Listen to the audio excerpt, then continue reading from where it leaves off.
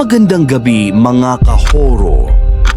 Handa na ba kayo sa isa na namang nakakakilabot na kwento? Ngayong gabi, ibabahagi ko sa inyo ang isang istoryang magpapatayo ng inyong balahibo. Isang kwentong magpapaisip sa inyo kung ligtas pa talaga ang mga bagay na inilalagay natin sa ating mga tahanan. Isang larawan, isang misteryo, isang lihim na hindi dapat nabunyag. Kung mahina ang loob mo, ngayon pa lang, mag-isip ka na kung gusto mo pang ipagpatuloy.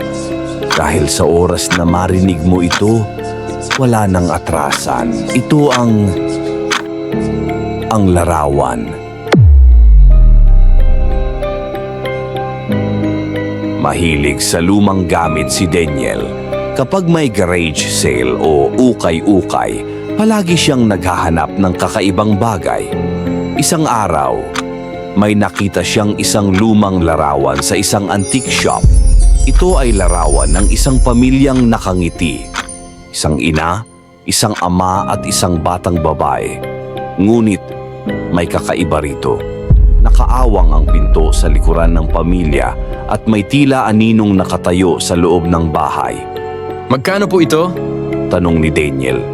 Hindi ko ibinebenta yan. Sagot ng matandang tindera. Isinauli na yan ng 3 beses. Napangiti si Daniel. Mahilig siya sa ganitong mga kwento. Mas lalo siyang naengganyo kaya binili niya ito kahit ayaw ipagbenta ng matanda. Pagka-uwi, isinabit niya ito sa kanyang sala. Sa unang gabi parang wala namang kakaiba. Ngunit kinabukasan, napansin niyang parang mas bumuka ang pinto sa larawan. Pinaliwala niya ito. Siguro'y hindi lang niya ito napansin kahapon. Sa sumunod na gabi, nagising siya sa tunog ng mahihinang katok.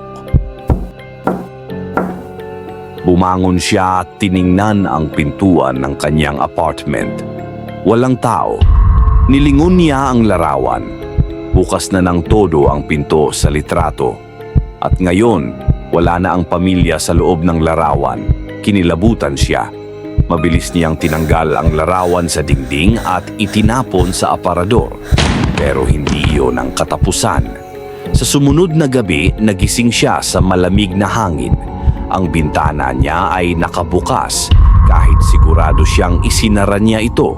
Sa sahig, nakita niya ang larawan. Nakalabas ito sa aparador at sa larawan nandoon na ang pamilya. Ngunit ngayon, hindi na sila nakangiti. Ang kanilang mga mata ay itim na butas at ang kanilang mga bibig ay nakangangang parang sumisigaw. Napaatras si Daniel. Tumunog ulit ang katok. Pero hindi ito galing sa pinto. Galing ito sa aparador. Dahan-dahan siyang lumapit. Nanginginig ang kamay niya habang inaabot ang siradura. Binuksan niya ito. Nakatayo roon ang pamilya mula sa larawan. Maputla ang kanilang balat, halos putot balat, at ang kanilang walang matang mukha ay nakatuon sa kanya.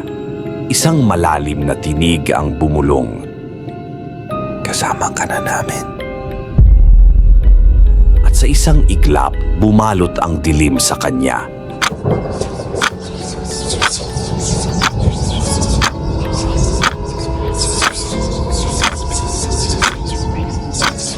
Kinabukasan, may isang matandang babae ang nakahanap ng larawan sa isang ukay-ukay.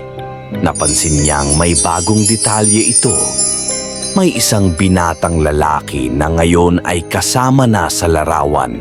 Nakatayo sa may bukas na pinto, nakangiti, ngunit walang mata.